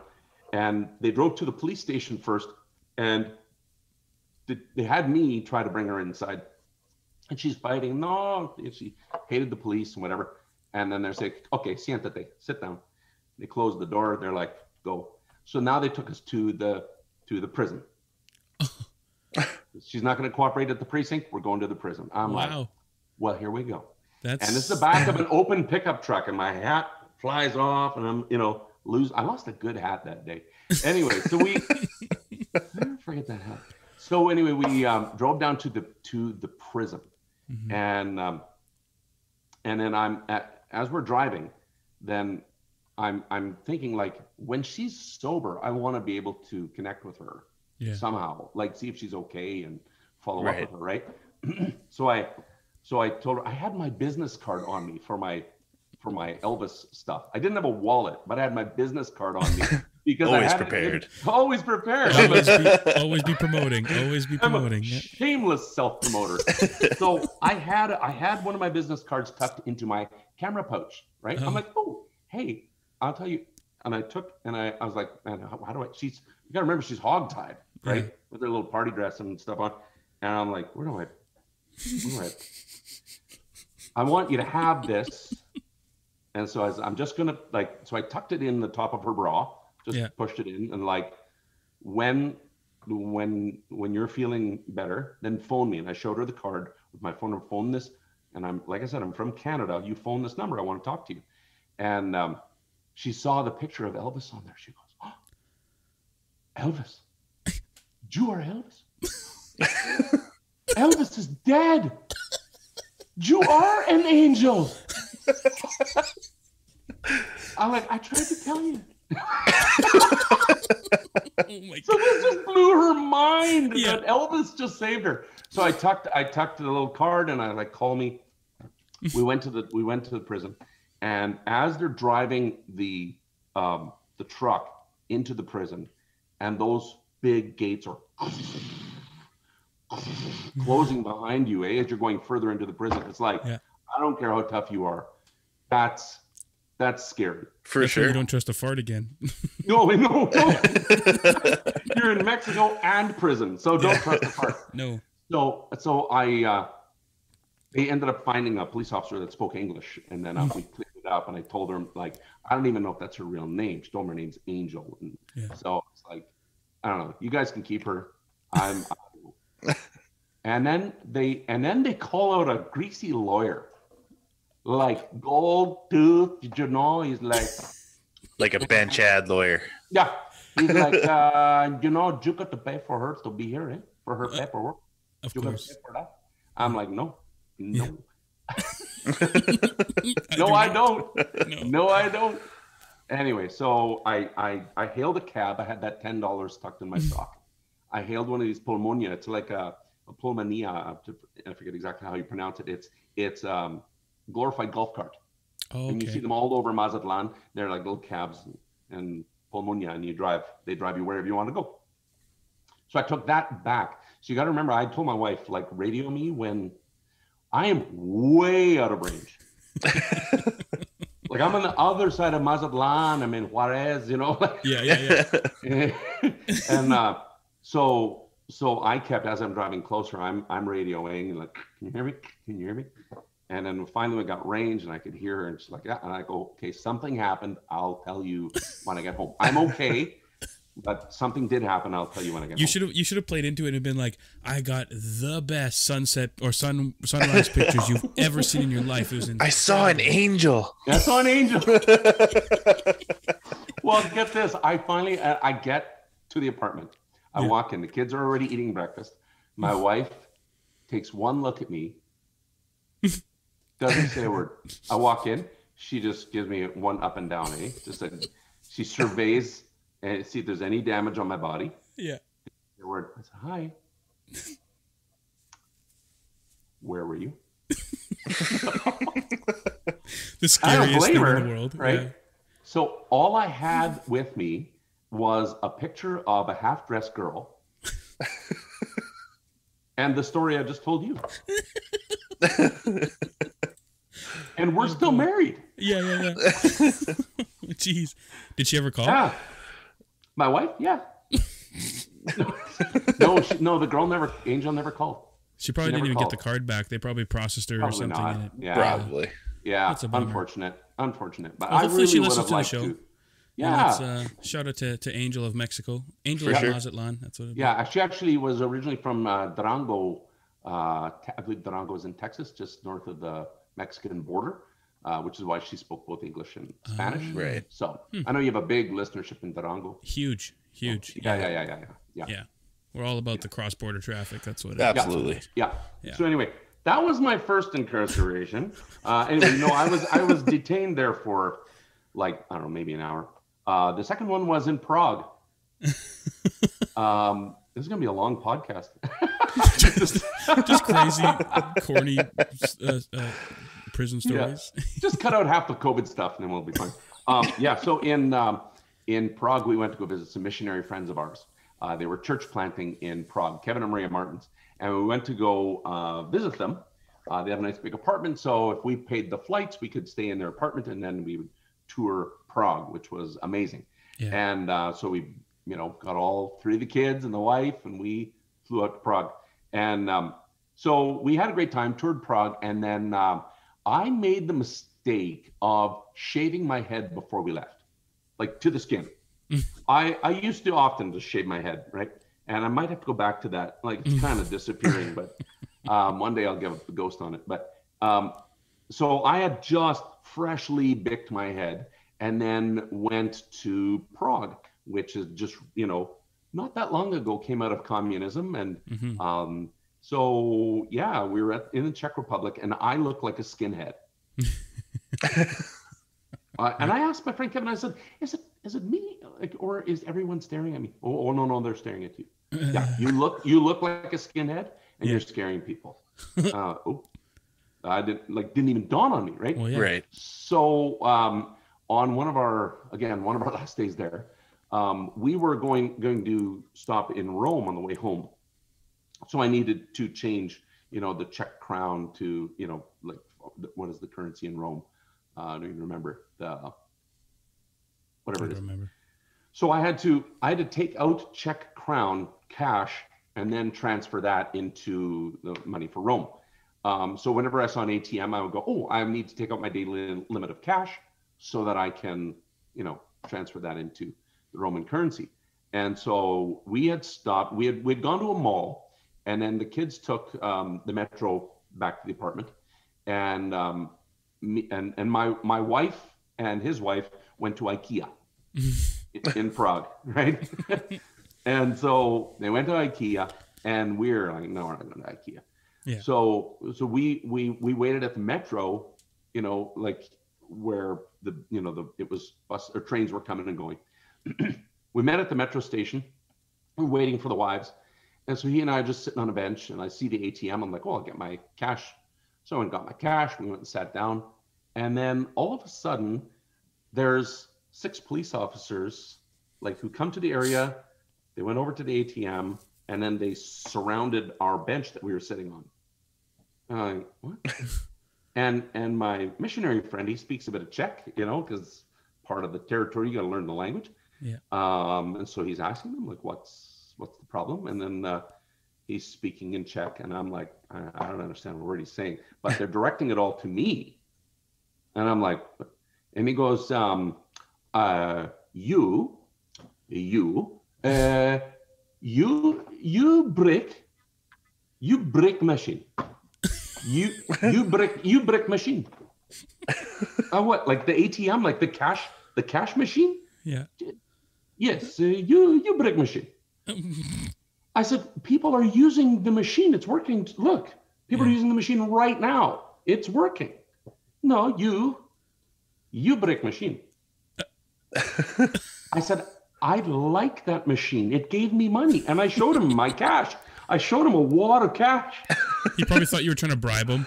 Yeah. The receipt. Yeah. Well, that's just it. I showed him the receipt. Look, I said, I like that machine. It gave me money. Why would I break machine? No, you break machine. Papers. So now we had to come up with papers. We left our passports at the apartment. Of course. We didn't carry the passport around. It's at the apartment. No, papers. And so we just explained, if we can make a phone call, then we can get copies of them sent. No papers. So they take both of us in separate vehicles and drive away with us. My wife and his wife are just pulling up to see us you see all the police there. And then my wife goes, it's probably for Corny. Just as a joke. Sure enough, she sees me being taken away by the police. No. What does she do? She takes a picture. Two of the least, the worst places you'd want to end up in a prison is Eastern Europe and, Central South America. Right? I know. It's a bit problematic. I know how to pick them. But the thing is, they're driving us. Like me and Kevin and I, we can't even communicate. We're in separate vehicles. Yeah. And so they were driving us to an area of Prague that Kevin hadn't been yet. So he wasn't familiar with the area. They drive us around the back of this building, into the back alley of this building. And honestly, both of us were like, oh Lord, we're gonna get beat within an inch of our life. We didn't know, honestly, we didn't know what was gonna happen. Right. I was very thankful to see the same word that was on the side of the police car, that I assumed said police. That same word was on top of a single door on the back side of this business, building, right? And so they took us both inside. They put us in a, not really a cell, but a containment unit, a containment room, and then had an armed guard on us sitting there the whole time. And so we're explaining to them, I had my Manitoba driver's license on me, and they're like, no. And we sat there and we realized, okay, we're not going to get hurt. But I was saying to Kevin, we both speak Low German. So I was saying to them, do we bribe them? Is this like Mexico? But he goes, not yet. Hang on. Because in Canada, that makes it worse. Yeah. Right? In some countries, it's you can get out of this. You know that, right? Yeah. In other countries, did you just offer me a bribe? That's a felony. So I was like, we were sitting there like, what do we even do? And then I just said to him, they know I have a wad of cash in my pocket. They saw it. Mm-hmm. And they have not given any indication that we can make this go away. So then we're like, okay, no, just sit still. Finally, they accepted our Manitoba driver's license. We tell them, run this number. It'll tell you everything you need to know about us. Yeah. And they finally did after about hour and a half or so. Oof. And then they said, okay, all good. Gave us our stuff. They drove us right back to the spot where they picked us up. They didn't just like, okay, you can go get a cab. They drove us right back to the spot where they picked us up. That's and considerate. as we're driving, and in the same vehicle now, and these little police cars were kind of like, almost like Dodge Neons. They're just small little things. And there were 5 guys my size in this thing.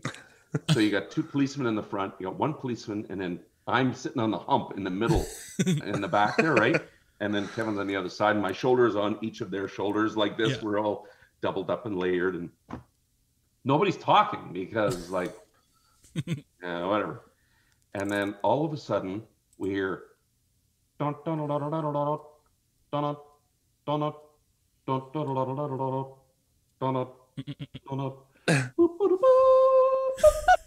I'm like, is that Knight Rider? And then the guy reads it. Hello, and he's it was his ringtone, Knight Rider ringtone. This police officer. Wow. We're all just pissing ourselves laughing. Yeah. Right? Like that was the perfect tension breaker, and we just all laughed. And then they dropped us off, and away we went. Wow. So that was Prague. That's phenomenal. We have to save the next one for the next time you're here. But that not a problem. Suffice to say, Corny and International Police, Interpol probably has a poster of you that they probably. There's a file on the world's only Mennonite Elvis. Have you seen this man? International. Yeah. Yeah. Have you seen this man? Yeah. Anyway. Yeah. Remind me next time to tell you how I got detained in Rome at the airport by security. Let's. There's nothing like crossing foreign borders. It's both exciting and terrifying sometimes. Yeah, right? absolutely. Okay, so before we go, I wanted to quickly do. First off, I saw this thing once where you look up what your. I shared it actually on my Facebook what mine is, but you look up what your name means, your first and your last, and you combine them, and that's your title. So I want to do that with us here. We're gonna do it on an episode. So, Corny, we'll do you first. It's Cornelius? Is that your full name? Cornelius. And can I guess what you're going to find? Yes, please. I want you both to guess before I get there.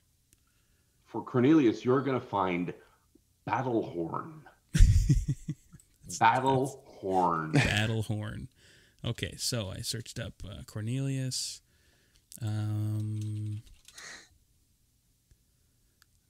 Well, boringly, the first one that shows up here is apparently Rempel simply means son of Rempel, which doesn't make a whole lot of sense, but that is accurate though. Yeah. My dad was a Rempel. Amazing.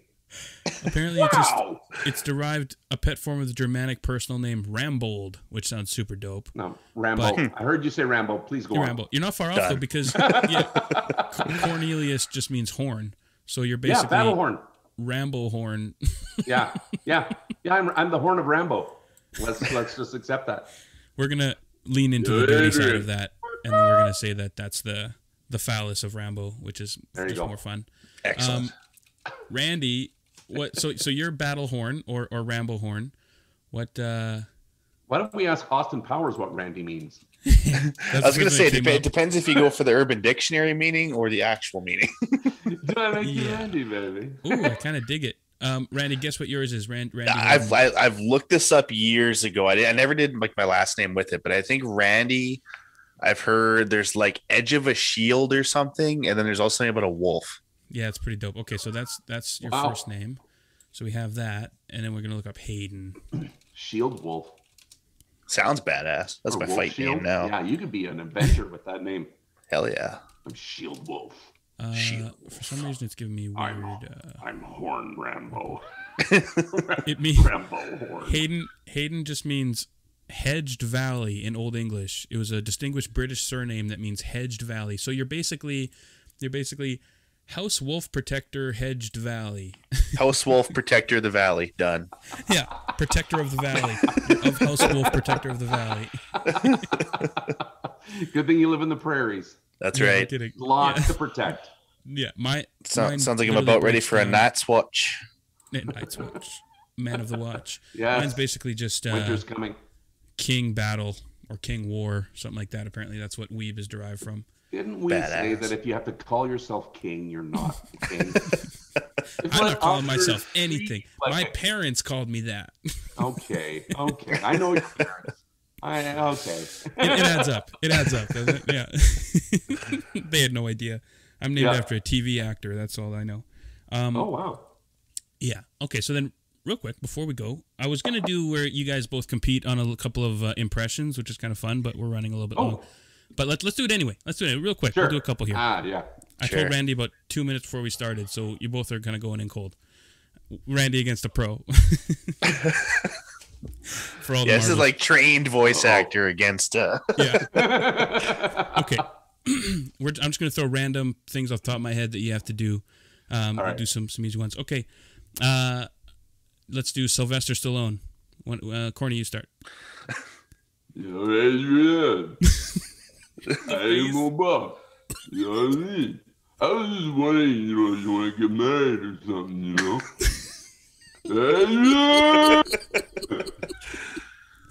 All right.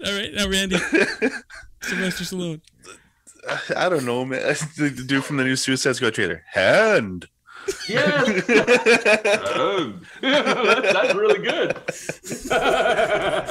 Okay. Randy, do your best SpongeBob impression. SpongeBob. I didn't watch no SpongeBob as a kid. All right, Corny, SpongeBob. Patrick. Yeah. Hey, Squidward! That's good. That's pretty there spot you go. on. Oh, look at the pineapple! No, this is Patrick. There we go. I was just going to say it. I love watching people doing impressions when you have to move the face. You got to involve the whole bit. Yeah. This will be a video worth watching. If people are listening to this only, definitely watch this video. You can't do Sylvester without moving the face over his head, It's the same with Jean Chrétien. Sorry, go on. Oh, John Chrétien. Yeah. Develop the country. Hey, fuck out the side of my face. Anyway, go on.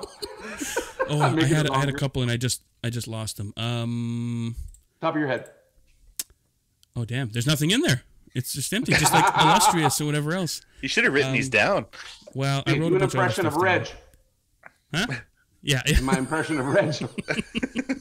Just a blank stare. We'll do the basic one. Oh, Randy, do your Michael Caine. Michael Caine. If I'm going to do a script, I read the first page and I read the last page. And if I'm on both pages, I do the fucking movie. Yeah. I knew that was the line you were going to do. That's my favorite. Corny, Michael Caine. Michael Caine, yes. Michael Caine, I would like him to read my autobiography. No, yours was better. Yours was better. Oh, that's great. Okay. I mean, everybody does the Christopher Walken, so maybe that's a tired trope. But oh, actually, no. Both do. Randy, do Bane. When Gotham is ruined, then you have my permission to die.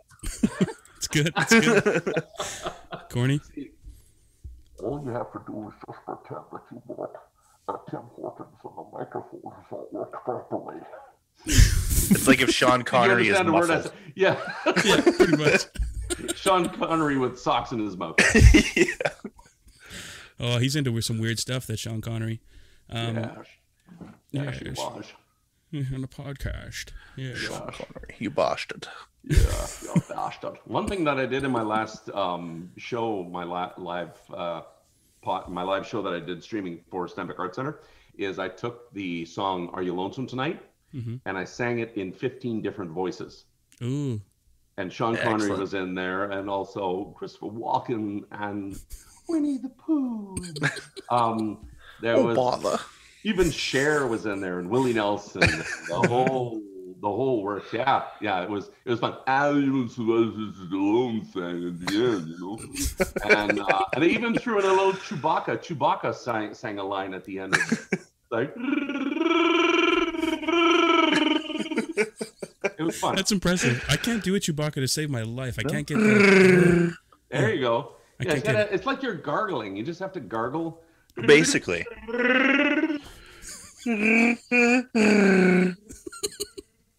This is the Star Wars Christmas special right now. Nobody Sad Chewbacca. That's how he laughs. Yeah. All right, to finish it off, Woody Woodpecker, give her.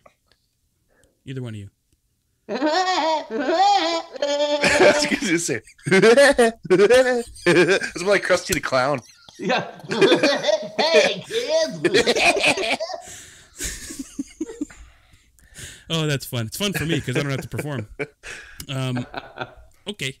And then to really finish it off here, we're going to do a quick, some rapid fire questions here. I can't remember if we did this with you last time.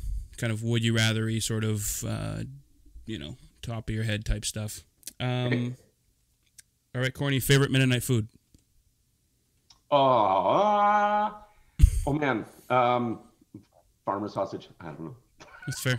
Okay. Randy, favorite Mennonite food? Versatile. Yeah, gotta be farmer sausage and pierogies and onions. Oh. Yeah. Mine is, I was going to say Vranitia, but I'm definitely going raw kuka because that's my kryptonite. Just a whole bag of raw kuka. Just fried nice dough. and fresh. Yeah, nice fried dough. And the thing is, you have it with your watermelon as your meal. That's a meal. And then for dessert, you get some syrup and chocolate and jam and different. And then you dip. Now you have like main course. It's very versatile. It's like crepes. In your fried dough. Yeah. Yeah, it's You beautiful. can do anything. Yeah. Okay. What's your earliest childhood memory, Corny? Being in the hospital with pneumonia. Oh. For a month. And I remember seeing vehicle. I was in the crib. I was 2, and I remember seeing vehicles, looking out the window and seeing vehicles drive away, and every vehicle that drove away was my parents. Right? Sorry to make it so sad. But every vehicle that was driving away was my parents.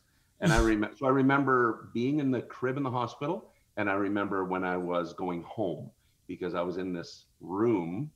And I saw my parents because my mom, like I said, was just like 5 feet tall, and my dad was 6'4". So I saw these 2 figures walking through the opaque glass that coming to pick me up to take me home from the hospital. I had been in there for a month with pneumonia, and I remember very clearly them picking me up.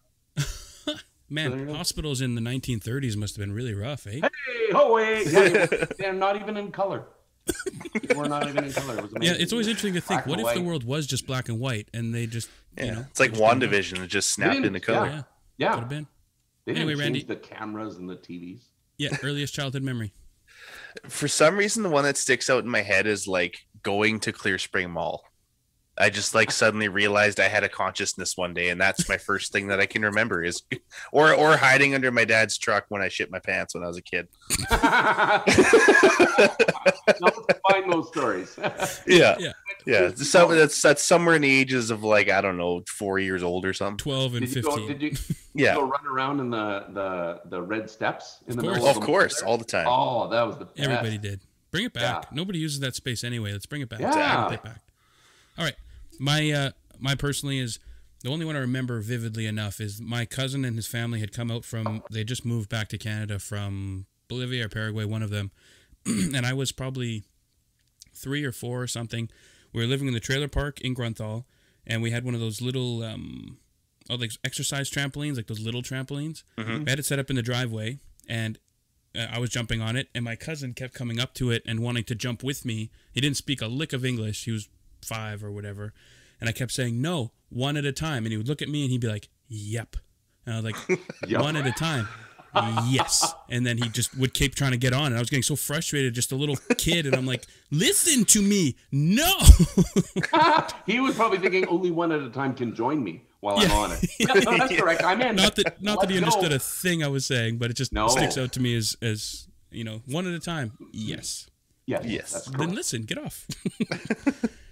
Okay, favorite Disney movie soundtrack, regardless of the movie. Your favorite soundtrack, Corny. What do you pick? you see her floating there across the way. She don't got a lot to say, but there's something about her. And you don't know why, but you're dying to try. You wanna kiss the girl. Sing with me now. We're going with La, la, la, la, la. Yeah, love it. Love it. so Little Mermaid. Yeah. Okay, interesting choice. Not I'm man enough to admit I like nothing the wrong with Mermaid. that. No shame, no shade. No, I get it. Randy, what's your favorite Disney movie soundtrack? I don't listen to enough Disney soundtracks to really know. I would say probably Hercules Ooh, that's another good is one. up there. Hercules is like, I could go the distance. That just gets you fired up. Or Mulan's good too. Mulan is okay, but It's got only the one song, right? Exactly. Yeah. The one song. When I was a Probably kid- Hercules and Tarzan's great because Phil Collins didn't have to go that hard, but he did. Phil Collins. Yeah. When I was a kid, there was a Hercules TV show, Mm-hmm. and you know, The Kevin Sorbo like, version? there would be like well, way before that. It was a Oh. cartoon. It was a cartoon. Silent. The mighty Hercules, hero of song and story. Hercules, teller of ancient glory.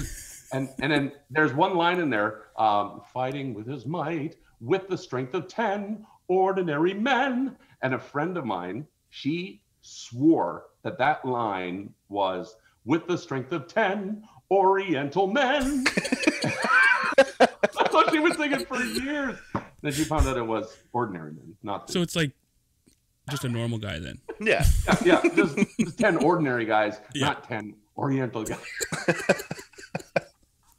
That's offensive. Yeah. I'm not ordinary man. sure. I'm a big Disney soundtrack guy, but man, Tarzan's a good pick. That's a good pick. But I mean, Lion King, Elton John went pretty hard there too. So Yeah. man, That's a I'm tough gonna go with question. Lion King. Even the instrumental stuff, that shit Yeah. hits. Excellent choice. Baba beats baba. Yeah. I probably swore. I don't know what I said there. Actually, when they're doing the chanting, when they're like Yeah. "Binyana bimene babada," or whatever, apparently Yeah. that translates to being "Here's a lion, there's a lion, lion, lion, there's a lion," or Who's something. got the lion? Apparently, it's super basic. They're like, we want this to be as literal as possible. There's a lion. There is the lion. There's a lion. The lion. Like, that's the worst song ever. But you We say in a don't different know. language, it's like, wow. We don't speak Swahili. You know. Okay. Well, let's see here. We're running out of time, so we'll leave it there. We'll leave it there. There's a bunch more we could keep going, I'm sure. We've been running out of time for 45 minutes already. There's no end. There's no end. It's the Never. internet. Nah. It goes long or as short as you like. That's right. Yep. I think the last time you were on, we went 2+ hours as well. I think so. I think Close so. to it. Yeah, if we didn't have Yeah. another interview in a handful of minutes, then we probably would keep going. But gotta leave something for the next one, you know. That's for the right. Next one, Yep. like Corny get arrested half a dozen more times till then. And, Yeah. I'll have more stories. always. All right, man. Well, you know what? Plug your pluggables. What do you got going on these days? You know what? I got nothing going on. Mix but 96. I would sure like to have lots of stuff going on. Or do the morning show, of course, on Mix 96 every day. And also, if you're looking for entertainment, I'm not doing anything. So cornyentertainment.com is my new website. It's all been revamped and everything. I did it all just as soon as I got my website done, and then COVID. So Of course. it's hardly been used at all because what are you going to book a show for? But anyway, so as we're starting to open things up, cornyentertainment.com. Simple as that. Nice. Perfect. Okay, folks, check out Corny on the radio if that's something you still listen to, and book him for your next, I don't know, bowel movement or whatever you need to be serenaded for. I just want you to sing me to sleep. Yeah, Yeah, I can do that. If you can afford me, I can do that. in 25 voices. That's all I. Yeah. Yes. Yeah. All right, Corny. Well, thanks again for joining us. This is always fun. Always fun. I really you. appreciate it, guys. Thanks for having me on. You bet. Cheers, man. Have a good day. Cheers. See ya. Bye. How do I do this? I don't know if I did that right. Oh, still record.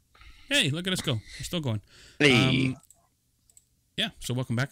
We are That was fun. Like I said, as always with Oh, it was excellent. Mr. Corny Rempel. He's a hoot. A hoot nanny. Hoot. Again, I don't remember which week he was on. Oh, Lord, I don't know. It's like probably 40 something because it was before the first year. Yeah, somewhere in that range. I don't know. But anyway, folks, go back if you want to listen to that one. We go way more into his Elvisness and his Elvi, and if you listen to it, you'll get it. But yeah, this was fun. Definitely talking about how life has changed and, you know, life during COVID, especially as a performer. Episode 45 he was on, if you want to go back. The 45, King of Rock and okay, Roll Cookie.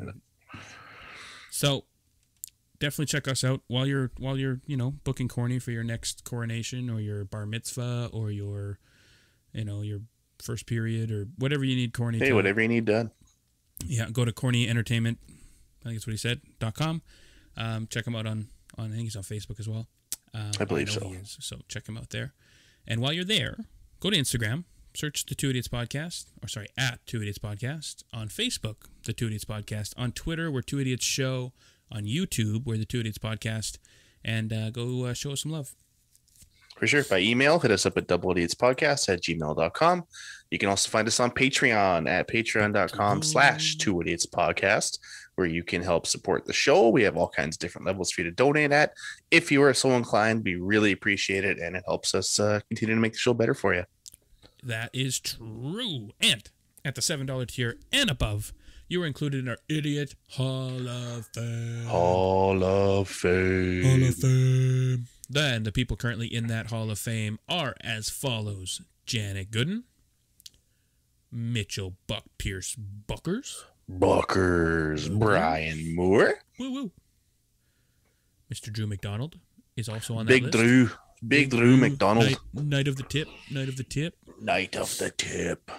We have Kayla Marie Lumberg on behalf of her and Jordan Peters. Yep. And who else? And we also have Danny Dueck, my lovely mother. Ooh. Yeah. So that is the Idiot Hall of Fame. Thank you to those people that support us a little bit more, to those people that support us at all, and the people that are listening to this that don't support us financially, but still, we appreciate you, and we need you to keep any and all support is appreciated. Exactly. And on that note, go to Apple Podcasts, rate and review. Helps people find us, helps us grow. The more the merrier. And yeah, 5 stars. 5 star. 5 stars. 5 stars. Hashtag support local. Support local. Hashtag word. All right, folks. Well, this was always fun with the great and powerful Corny Elvis Rempel, and hope you enjoyed. For sure. We'll see you later. Okay, bye. Bye.